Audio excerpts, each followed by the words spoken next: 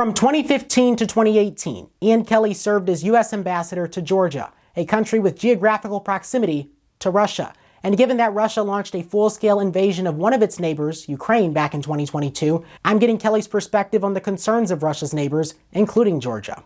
I'm sure you certainly had experiences in having to deal with Russian issues. And one thing in particular is you see how the Kremlin kind of has a hold on those smaller countries that aren't protected by NATO. What would you say are some examples of the way Russia exerts soft power, or in some cases hard power, over those countries that are sharing its border? Yeah, so as I said, all three, so there are three former states, there's three former Soviet states that are in NATO, and then there are three who are not in NATO but have aspirations to join NATO in the case of Ukraine and Georgia, and just the EU in the case of Moldova. So all three of them have, against their will, Russian forces occupying a portion of their territory. For Ukraine and Georgia, it's about 20%.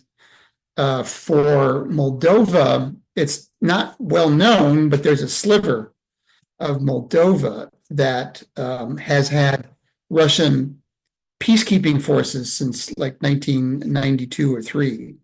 Moldova has wanted Chisinau, the capital. The government has said, we want those forces out. We don't need Russian forces to keep the peace. But Russia hasn't withdrawn. Georgia said the same thing. This is sovereign Georgian territory. We don't need Russian forces. So, that is, I think, the kind of the ultimate, the ultimate way that Russia gets in the heads of policymakers in those three countries. And each country has kind of reacted differently.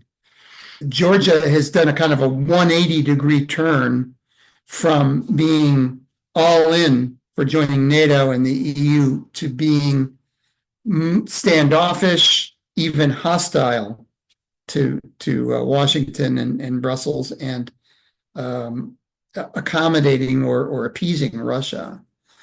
So that's kind of the main way that they affect policy. In Georgia, that if the Russians wanted, they could be in Tbilisi in about 45 minutes. That's how close their forces are in South Ossetia. But other ways that they do it. There's they use both carrots and sticks. One of the classic carrots they use is natural gas, and that worked for a long time with Ukraine, but with recent leaders, they've seen that there's a real cost in accepting deals from Russia. There's an expectation of something in return. Right, exactly. Yeah, and it usually has to do with their foreign policy. I remember when I was in Georgia. So when I was there, we still had a robust program of military cooperation, training and equipping the Georgian armed forces, to become, as the Pentagon put it, become like hedgehogs, be not very, very attractive to consume and digest. So we were helping them, be able to deter Russian tanks, basically. And whenever we had any kind of exercise, there would be either some scorching statement, from Moscow, or there would be some kind of kinetic exercise in South Ossetia or Abkhazia. And I remember I went up to what we called the administrative border line. When we saw both sides of this line as sovereign Georgian territory, but one side was occupied. And there was one time I heard explosions in the distance.